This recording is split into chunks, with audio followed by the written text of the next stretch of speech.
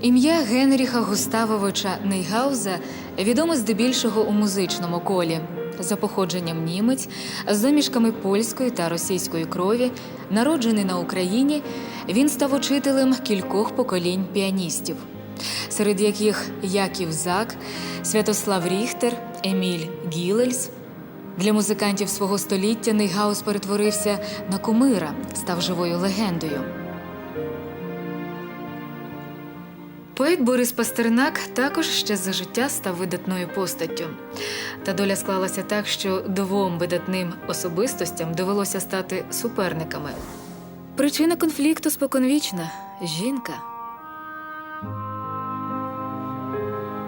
Зінаїда Миколаївна Єремєєва-Джіотті була напівіталійкою. Музикою почала займатися у 17 років, а у віці 20 років вступила до приватної музичної школи батьків Генріха Нейгауза у Єлізаветграді, це нинішній Кіровоград.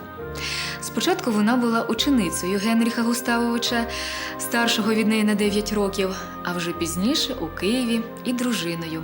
Це був 1918 рік. Її вважали хорошою піаністкою, але Зінаїда Миколаївна вирішила присвятити цілком себе сім'ї. Тож побутовими проблемами Генріх Густавович не переймався і казав, що єдине досягнення його у цій галузі – це вміння застібнути англійську шпильку. І дійсно, коли одного разу Генріха Нейгауза попросили поставити самовар, він насипав вугілля туди, куди наливають воду, а воду налив у трубу. Дружина жартувала, що Генріх своєю хазяйновитістю доводить речі до обурення. Проте на сцені Нейгауз ставав кардинально іншою людиною. Він здобув славу найкращого виконавця творів Шопена, згодом Скрябіна. Зала завжди була переповнена, аудиторія його палко зустрічала і неохоче відпускала. Він був справжнім маестро. У 1922 році Нейгауза призначають на посаду професора Московської консерваторії, і подружжя переїздить до Москви. У 25-му році народжується довгоочікуваний син Андріан. Ще 2 роки по тому – ще один син – Станіслав. У такому коловороті музика, діти, учні, концерти – проходили щасливі роки подружнього життя. Одного разу, згадувала Зінаїда Миколаївна, це було у 1928 році. До нас прийшли давні друзі Асмуси зі збіркою віршів Пастернака. Генріх Густавович та Асмуси були просто у захваті від цих віршів. Тоді я доволі прохолодно сприйняла його творчість. А рік по тому Ірина Сергіївна Асмус прибігла до Нейгаузів і сповістила про те, що познайомилася з Пастернаком на трамвайній зупинці. Вона впізнала його по книжкових портретах і запросила його в гості. Той погодився. Зінаїда Миколаївна була впевнена, що поет не прийде, і відмовилася йти до Асмусів на зустріч із Пастернаком. Генріх Густавович пішов сам. Як не дивно, але поет прийшов. Вони проговорили усю ніч і вирішили товаришувати родинами. Нейгаузи та Асмуси за традицією винаймали дачі на Україні для відпочинку. У 1930 році вони вибрали місто Ірпінь під Києвом. Борис Леонідович виявив бажання приєднатися до компанії разом з дружиною та сином. Уже за 2 тижні Нейгаузи вирушили разом з дітьми, нянькою, пелюшками, горщиками та роялем до Ірпіня. А ще за 2 тижні до них приєдналися Пастернаки. Перша зустріч на дачі вийшла кумедною, згадувала Зінаїда Миколаївна. Коли я боса та розхристана мила веранду, несподівано підійшов Борис Леонідович. Він сказав: «Жаль, що я не можу зняти вас на плівку та відправити фотокартку своїм батькам за кордон. Мій батько, художник, був би зачарований вашою зовнішністю». Мені здалося, що він іронізує, і я висловила йому свою недовіру. Тим не менше, досить швидко усе оточення, окрім Генріха Густавовича, помітило, що Борис Леонідович небайдуже ставиться до Зінаїди Миколаївни. Щодня поет ніби випадково траплявся їй на очі і старано допомагав їй у господарських справах, а щовечора приходив насолодитися грою Генріха Густавовича. Нейгауз, у свою чергу, був закоханий у вірші Пастернака, постійно їх цитував. Вони розуміли один одного з півслова, хоча були абсолютно різними. Живий, енергійний Нейгаус та завжди заглиблений у себе Пастернак. У Москву Нейгаузи та Пастернаки верталися разом.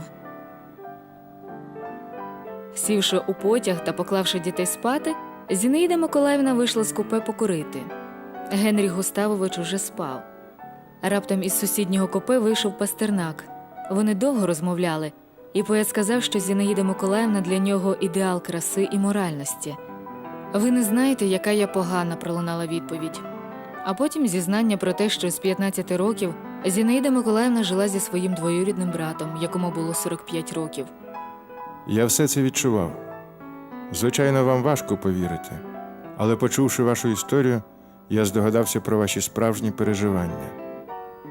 Набагато пізніше цей епізод життя Зінаїди Нейгаус Борис Леонідович використав у романі «Доктор Живаго».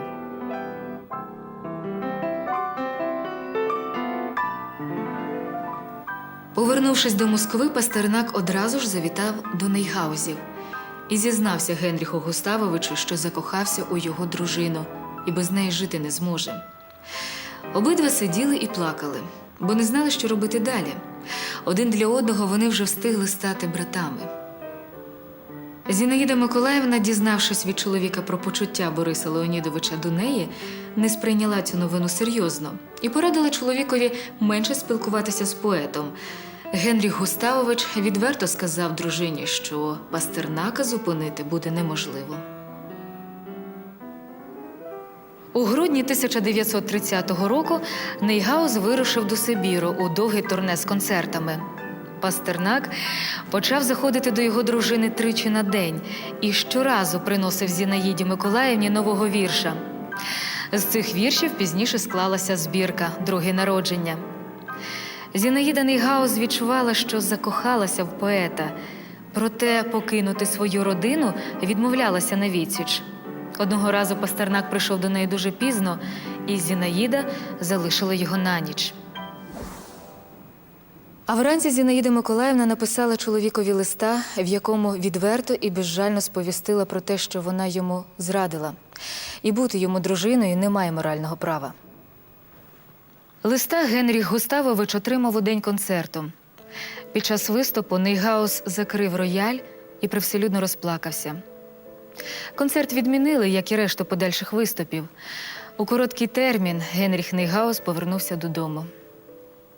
Зі спогадів Зінаїди Нейгаус. Прийшов Борис Леонідович, ми сиділи втрьох і розмовляли. Вони спитали мене, яким я уявляю собі подальше життя. Я відповіла, щоб розібратися в собі, я маю побути на самоті. Тому Зінаїда Миколаївна із старшим сином змушена була переїхати до Києва. Але і тут їй не дали спокою. Чутки про розлучення швидко розлетілися містом. І до неї юрбою почали приходити київські учні Нейгауза з докорами та вмовляннями не кидати їхнього вчителя. Через деякий час до Зінаїди Нейгаус приїхав і Пастернак. Та за тиждень йому довелося покинути місто, бо до Києва з концертом прибував Генріх Густавович. І, як завжди після успішного концерту, мені здалося, що я донестями кохаю Генріха Густавовича. Після концерту він прийшов до мене, і тоді поновились наші шлюбні стосунки. Це було жахливо. Ти кохала мене лише після вдалих концертів. А в повсякденному житті я тебе змучив, бо у побуті я повний дурень. Борис набагато розумніший, ніж я. Тому твій вибір цілком розумію. Після цих слів Зінаїда Миколаївна вирішила для себе, що повернеться до чоловіка, якщо він коли-небудь їй пробачить. Та тільки но Нейгаус виїхав з Києва, як до міста прибув Пастернак і забрав Зінаїду Миколаївну разом із сином на відпочинок до Грузії. Повернувшись до Москви, вони почали жити на квартирі Пастернака, доки дружина поета була відсутня. Генріх Густавович досить часто заходив у гості і продовжував спілкуватися з поетом, але уникав розмов зі своєю дружиною. Невдовзі Пастернак попросив Генріха Густавовича віддати Зінаїді Миколаївні її молодшого сина Стаса. Нейгаус виконав це прохання. Дізнавшись, що чоловік живе з іншою жінкою, дружина поета Євгенія Володимирівна негайно сповістила телеграмою, що повертається. Закоханим довелося переїхати до знайомих. Умови були непрості, жити було ніде. Але знову на допомогу прийшов Генріх Густавович. Він забрав дітей до себе. Мені було ніяково перед чоловіком, але він так благородно вчинив по відношенню до нас, що я наважилась на зустріч із ним. Я сказала йому, щоб він сприймав мене тільки як няньку його дітей, і що я буду допомагати йому у побуті. Він добре володів собою і вмів приховувати почуття. Мене вразили його тактовність та витримка.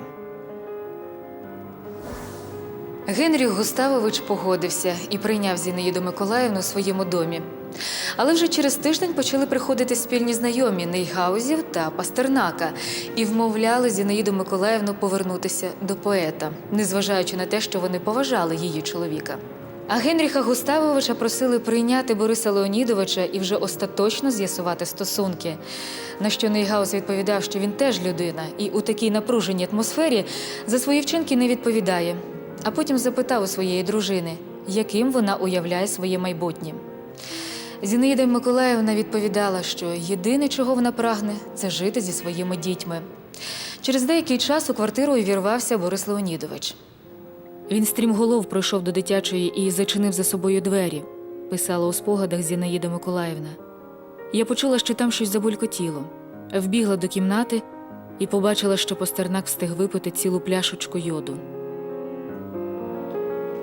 На щастя, сусідом Нейгаузів був лікар. Він, навіть не глянувши на Бориса Леонідовича, крикнув: «Молока! Швидше дайте йому якомога більше холодного молока!» Молоко очистило шлунок, і життя поета було врятоване. Генріх Густавович був приголомшений таким вчинком. Після пережитого він сказав Пастернаку, що поступається своєю дружиною назавжди. Зінаїда Миколаївна невдовзі вийшла заміж за Бориса Леонідовича, і прізвище Нейгауз змінила на Пастернак. Генріх Густавович одружувався ще двічі. Нові родини Нейгауза та Пастернака підтримували дружні стосунки до самої смерті.